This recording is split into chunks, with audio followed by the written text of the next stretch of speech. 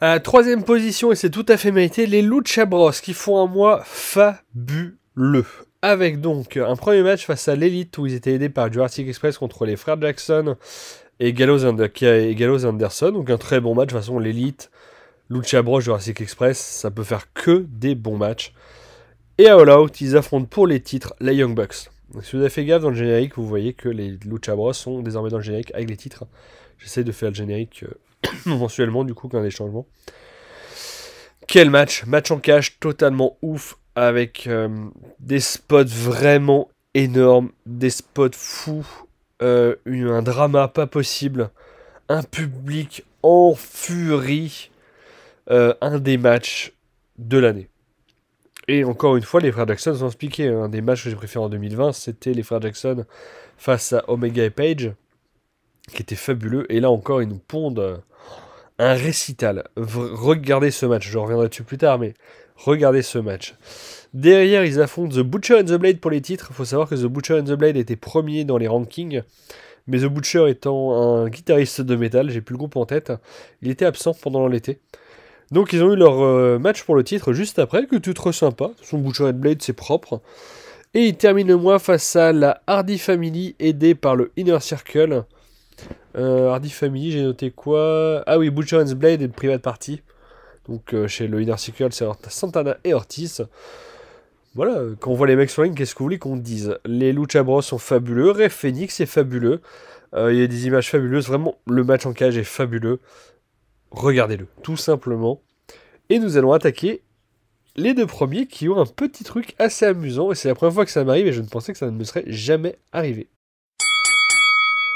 Et donc à la première place ex-aequo, et oui il n'y a pas de deux, j'ai vraiment deux mecs qui ne sont pas en rivalité l'un avec l'autre, qui ont pile le même nombre de points au 10e près. Donc je n'ai pas le choix, il n'y a rien pour les départager.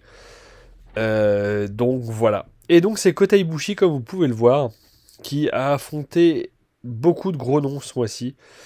Donc il perd face à Tanahashi, comme j'ai dit précédemment, pour le titre US. Et donc du coup j'ai fait de la merde sur mes notes. Il bat Ishii, il affronte Takahashi. Pourquoi? Non, Saber Junior, oui, il perd aussi contre Saber Junior. Ah oui, Yujiro Takahashi, voilà pourquoi je suis perdu. Il bat Takagi et il a eu un match aussi face à Yano qui était tout pourri. Rien que pour ça, on devrait le mettre deuxième d'office. C'est pour ça que je le traite d'abord. Que dire, c'est Kota Ibushi, et il est un peu court physiquement. On sent qu'il a du mal à reprendre sa respiration. Je crois qu'il a eu un grave truc au poumon de toute façon cet été. Il tient pas la cadence comme avant. Pour ça d'ailleurs qu'il doit perdre face à Tanahashi. Je crois que le match est assez court. Pareil, face à Ishii, ça va assez vite. Enfin bref, Kota Ibushi commence à récupérer et reprendre du poil de la bête. Du coup, j'ai du mal à pronostiquer le triplé. Comme ça l'était avant le début du J1, où on s'attendait vraiment à un triplé de Kota Ibushi. Et maintenant le premier... Et c'est Zack Sabre Jr. Qu'est-ce qu'il nous prépare? Depuis juillet et toute l'histoire qui est autour des titres et de Zack Sabre notamment en juillet, là il revient déjà, il tacle... Ah oui, il y a le match, pardon, je vais commencer déjà avec le PPV où il a affronté Goto et Yoshihashi et Naito et Sanada en Super Sweat. Donc match très fun, j'en ai parlé plus tôt. Très sympa et surtout il nous fait un J1. Malheureusement, qui ressemble beaucoup trop à celui de Jay White l'année dernière. Et c'est ça qui me dérange. Pour rappel, Jay White a battu tous les gros noms du bloc et a pris des défaites face à des mid-carders. Par trop de confiance. Trop de confiance. Et là, il se passe vraiment la même chose. Il bat Naito au premier match. D'ailleurs, c'est suite à ce match que Naito va faire out. Il bat Ibushi. Bon, Naito et Ibushi, ça commence à faire beaucoup. Great Okan, qui n'avait pas perdu à ce moment-là. Bon, bah Great Okan, ça va. Et il perd face à Ishii. Exactement ce qui s'est passé avec Jay White. Bon, sauf que Ishii, pour Jay White, c'était le dernier match. Et c'est ce qui lui enlève la qualification et qui laisse Kota Ibushi passer devant lui. Et bah merde, ça me plaît pas. Donc j'espère qu'on va se diriger vers un Cobb Zack Sabre Jr. en finale du J1. Déjà, ce serait totalement inédit et improbable au vu des noms. Et ce serait très très cool. Et surtout, la qualité des matchs est plutôt bonne. J'ai du mal avec Zack Sabre dans le sens où son style ne s'adapte pas avec tous. Et là, je sais pas, ça a bien matché. Pour Naito, ça match toujours. Ibushi, il vend une poupée gonflable. Regardez la vidéo sur la chaîne secondaire de Sturi. C'est à voir. Great Okan, c'est pas un exploit. Et Ishii, le match est très bon, mais bon, ils ont joué sur le côté, il l'a niqué avec la puissance. Soit, pourquoi pas. Et bien, on va passer au match du mois. Oui, parce que j'en mets plus un maintenant. Surtout le mois de septembre qui a été fabuleux. Et donc, dans les matchs du mois, j'ai commencé vite fait par un petit aparté. À la CGW, vous avez eu un Moxley versus Nick Cage en deathmatch. Si vous aimez le genre, foncez, il est pas trop gore. Le seul reproche que j'ai sur ce match, c'est que j'aime bien les deathmatchs ou les matchs hardcore, mais faut catcher un petit peu. Là, le problème, c'est qu'il n'y a pas trop de catch, c'est vraiment purement sur la violence. Mais il est très sympa.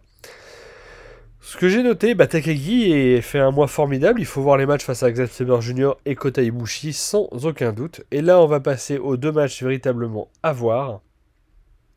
Et ils concernent All Elite. Celui que je n'ai pas mis en tête parce qu'il était cool, mais bon, c'est un début d'une grande histoire qui va raconter sur 2 ans. Peut-être 3 de Daniel Bryan a signé pour 3. Bryan Danielson a signé pour 3 ans, je crois. C'est le Omega contre Danielson. Il est fabuleux. Ils ont super bien joué le coup en annonçant, comme d'habitude, que c'est un match en 20 ou 30 minutes. C'est 30 pour celui-là. Et bon, tu vois le temps passer, tu fais putain, ils vont jamais y arriver à la limite de temps. Et effectivement, 30 minutes, pas de vainqueur, et un match exceptionnel. Je n'avais pas encore mis de 5 à All Elite. C'est le premier. Du coup, maintenant, chaque compagnie a eu un 5. Un Shingo versus Ospreay pour la New Japan, le Walter versus Dragunov pour NXT, perd son âme NXT, et donc le Bryan Danielson versus Omega pour All Elite Wrestling. Et oui, le match à voir n'a pas eu 5, parce qu'il n'était pas parfait, il y a des trucs qui m'ont pas plu, mais c'est le match à voir. C'est les Lucha Bros contre les Young Bucks dans le match en cage qui est formidable. Un public chaud, une cage, des chaussures avec des pointes. C'était génial, beaucoup de drama. Le sang sert à quelque chose, j'aime beaucoup ça, j'aime pas le sang gratuit. Mais ici, ils ont vraiment fait un effort pour mettre très très mal les Lucha Bros et leur donner un comeback derrière puissant. Ah, puis derrière, Penta qui prend ses filles et sa femme dans ses bras pour leur dire que tout va bien. Il a les titres, ils ont la gueule qui saigne, les masques à moitié déchirés. Regardez ce match. Vraiment, la division de tag chez All Elite, c'est quelque chose d'énormissime. Regardez ce match. Du coup, ce mois de septembre était un excellent mois. Vraiment dans la ligne des doutes qui était déjà ouf. Mais on a eu All Out qui est le PPV à voir. Regardez ce PPV. Un très bon rythme. Il y a eu des gros matchs avec derrière des matchs pour souffler. Des matchs pause-pipi, comme on appelle ça. C'est pas forcément vulgaire. C'est vraiment à voir. Donc je ne sais pas ce que nous réserve l'avenir. Un J1 qui continue en octobre, pas de PPV pour All Elite. Et juste le show anniversaire qui a eu lieu que j'ai vu et je me rappelle plus trop de ce qui s'est passé. Ah si, oh putain, bon, je me rappelle plus trop. Je suis naïf. Donc peut-être que la vidéo d'octobre arrivera un petit peu plus vite, ça dépendra de comment ça avance sur le J1. Eh bien en tout cas, merci de m'avoir écouté à nouveau, on se retrouve le mois prochain. Regardez du catch, à bientôt.